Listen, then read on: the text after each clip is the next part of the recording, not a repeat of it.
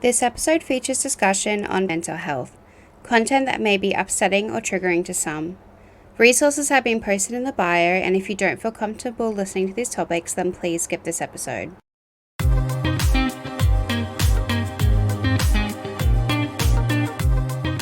Hi. Hi, how are you? Good, how are you? I'm loving the new hair. Thank you. Yeah, not too bad. Do you want to just start by telling us a bit about yourself? So my name is Lauren McDonough. I am a bilateral below the knee amputee, which means I've lost both my lower legs. I'm a mental health advocate, suicide survivor, and I am also a model. So, if there's anything you don't want to talk about or don't feel comfortable talking about, just say so or just skip over it. But can you kind of run us through that day and what happened? So the morning of the day I lost my legs, I actually went to see the psychiatrist who was treating me at the time. And for me anyway, and it's common with other people too, I had a diagnosis of borderline personality disorder at the time, and I had many people arguing about my diagnosis and how it was wrong. But this psychiatrist in particular was, or truly believed, that I had that diagnosis. So I was extremely unwell, extremely suicidal, and probably like, I'll explain it like this: like, it was rock bottom, 500 like million piles of rubbish below rock bottom, and then me. That's how bad like my mental health was that morning. And I remember, just out of sheer desperation, I just collapsed on the floor and I actually vomited in front of her. And I said, "Something's seriously wrong. Like, you need to do something right now. Like, I'm actually going to take my life." And while that wasn't my first attempt to take my life, I just remember her saying that I was being manipulative and that I actually wasn't suicidal. And then things kind of progressed from there. And that night I was struck by a train. And what was your mental health like leading up to that? Had this been something that had been going on for years? Yeah, so prior to this actually happening, I was in and out of hospital for my mental health, mainly during my teenage years. And then I started going into hospital as an adult too. But yeah, as an adolescent, I spent a lot of time within the adolescent psychiatric ward at the Austin Hospital, and missed out on a lot of school and all of that kind of stuff. So it was definitely like an ongoing issue. And do you feel like there was enough mental health support and awareness when you were a teenager? Not at all.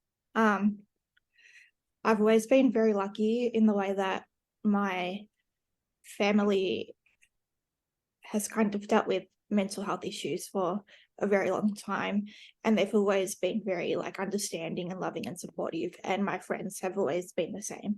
But yeah, especially at like going to an all-girls school, and when they find out you have a mental health condition, the bullying can be like absolutely relentless. And I think basically it wasn't spoken about, and there wasn't enough education around the topic. And do you think if there had been more awareness or more support that your attempt could have been avoided?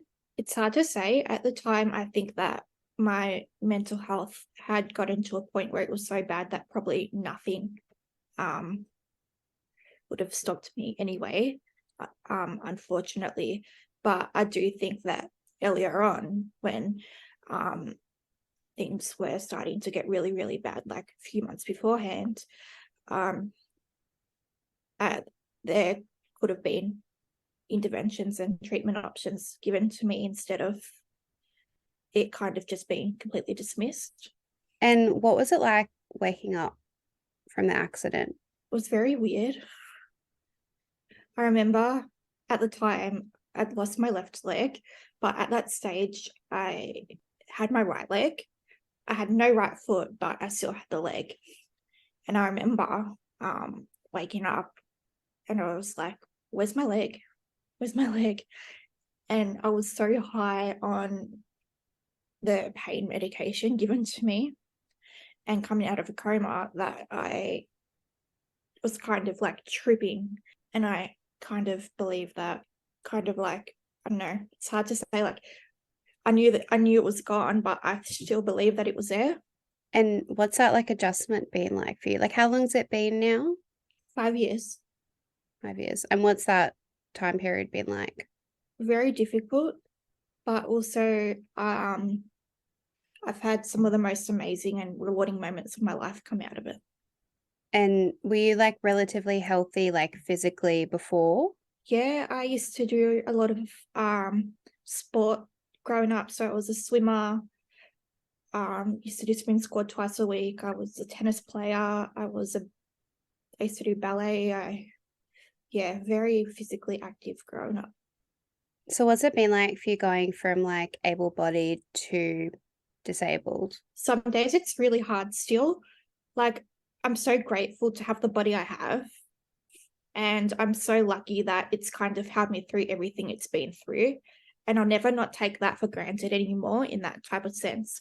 But there are also moments where I see family and friends just being able to do stuff really easily.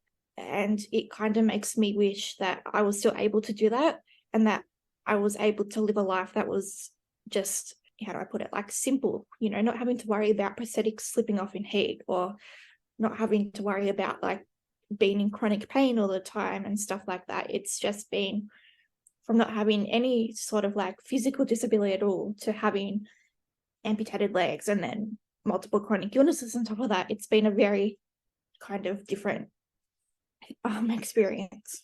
Yeah, I can imagine. Is there like one thing that you wish people would do differently when it came to mental health, particularly around children and teenagers? Maybe something that would have helped you? I wish that there was more education around mental health conditions in general, especially in schools and stuff. I feel like that it's a topic that is just touched on very lightly. I feel like, obviously, like age appropriate, I feel like there should be different types of kind of workshops and educational days and all of that kind of stuff that not only teaches our youth about like mental health conditions and what they can do to kind of identify if their friend is struggling, for example, but also what they can do if they're struggling themselves, and then what resources are in place and help them navigate like that and not kind of shun it when it's spoken about. Yeah, I mean, I graduated high school like almost 8 years ago now, and there was basically nothing on mental health at all. I think I remember them talking about mental health once, and it was just depression, and they didn't touch on anything else. Just bare basics. Here's how you figure out if your friend has depression, and that was it. We never talked about it ever again. So Yeah, you've been doing a lot of awareness stuff now. How's that been? What have you been doing? it's pretty random. I've done things like podcasts, done a lot of podcasts. I've done things in media outlets, like from starting from like the Herald Sun, um, House of Wellness TV, 7 News, but then it's gone to places in America like Love What Matters, and then Lad Bible, and then all this other stuff. I have done different types of, or looking into like different types of research grants and giving my opinion based on my lived experience on different matters. I've done live speeches for companies like L'Oreal Australia, Chemist Warehouse, and yeah, all different types of things. It's absolutely amazing. I love doing it, but it's very random. And what's it like getting that opportunity to raise that awareness and to potentially help people? For me, after my own experiences with a mental health condition, and what I've had to face, as well as knowing firsthand, knowing what others have had to face, it means absolutely everything to me to be able to try to change the narrative of how mental health conditions are perceived in society, but also how people with mental health conditions are treated. So through the work I do, I am just really hoping to change that kind of treatment for people with mental health conditions so that nobody kind of gets left behind. And how have you learnt to be so open about your mental health? Always lived in a family where it has been spoken about very openly. And even my grandmother had bipolar disorder for over 70 years. And she kind of had her mental health condition in a kind of time where it was very, very, very frowned upon to even speak about a mental health condition and admit that, like, you have bipolar disorder. But she was always very open about it also. And she was kind of never afraid to say how it was, or she would tell people that she had bipolar disorder. And it kind of grown up around that too. It was just a normal thing to hear that from my grandmother. It was a normal thing to experience that within my own family, and it just became a normal thing to kind of speak about it. But also after what happened to me, I just knew that I needed to try to change the way things were for others. I just didn't want any of that happening to anyone else. And you do modeling now as well, right? Yeah. Has that changed the way like you perceive yourself? It's definitely given me more confidence. It kind of has made me admire my body a lot more too. And it's also wanted me to help show others that being who they are is more than enough, and that they don't need to change anything about themselves. And I've become really passionate about it. Yeah, you do seem really comfortable like with yourself. And I can imagine like maybe that wasn't always how you felt after you lost your legs. No, it was very different a few years ago. And is there anything else helped with that confidence and that adjustment? I think after a while, after spending over 10 years growing up despising my body and trying to harm it in many, many ways possible, I just got really exhausted and fed up with the cycle I was constantly stuck in. And one day I was actually having trauma therapy, and I came out of it and I thought to myself, why am I still doing this? Why am I stuck in this space where I'm constantly so uncomfortable? I'm constantly complaining about it, but I'm not doing anything to try and change that. And from there on in, I just started doing little things like trying to be nicer to the way I spoke to myself, or wearing like clothes and stuff that was out of my comfort zone. And I just tried to push myself a little bit. And eventually, I just became more comfortable with that. And then over time, I became more comfortable within myself. And how's your mental health now, and how have you been helping it improve? Overall, my mental health is probably the best it has been in a very, very long time. But I still do have like my ups and downs with it. Basically now I have a fantastic treatment team. I have a psychiatrist and psychologist that I work really well with, and we all collaborate really well together. So that has been a part of it. But I have also learned to kind of identify like triggers and identify like when certain symptoms are coming up or they're stronger than usual. And I know what has helped me in the past with that. And now I have a team that if we can identify something, we can get on top of it pretty much straight away instead of having to wait until it's a big crisis. And if someone was struggling with their mental health, maybe particularly if they were like a teenager and they didn't know where to go, what to do, what would you recommend? What should be the first step? I would firstly say try to speak to someone about how you're feeling, whether it be someone that you trust, whether it be your mum, your dad, or just even, it can even be like anyone really. Speaking about it is normally one of the hardest things that you can do.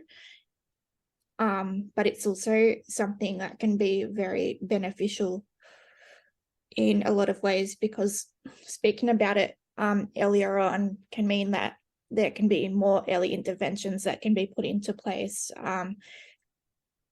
There can be, more monitoring of symptoms, or there can be different kind of things that you're able to do kind of before you get to a point where it becomes a lot more difficult to access these type of things in some aspects. Speaking up about it is really important, and it's also absolutely nothing to be ashamed about. If we can speak about how good our day was, and we can speak about that so freely without even double thinking about it, then why can't we speak about other parts of our emotions too? Because at the end of the day, we all have like good times and bad times. Yeah, we all need to speak about how we're feeling. So I think that firstly, but say in a situation where it is very serious, I would probably try and reach out to someone that you trust, like once again, and speak about how you're feeling, but then try and access different types of services, whether it be like in an emergency situation, 000. Just think about, yeah, what's your advice to someone who is struggling but maybe hasn't reached out for help yet? I would probably just say to them that it's okay to speak up, that there's nothing to be ashamed about. There's a safe place for you to be able to speak about how you're feeling with no judgment, no discrimination, and there's nothing to be fearful about, because through speaking about what you're actually going through, you're not only taking off like a huge burden off your chest, but you're also, in a sense, being able to help treat your mental health. Thank you so much for coming on and being so open with us. Where can people find you and connect with you? My Instagram is Lauren_McDonough. Thank you so much for listening to this week's episode. Don't forget to subscribe to get our episodes every 2 weeks, and to leave a review if you are enjoying the podcast. You can find us on Facebook and Twitter at Sick of It Podcast, and Instagram at sickofit_podcast. I'll talk to you soon.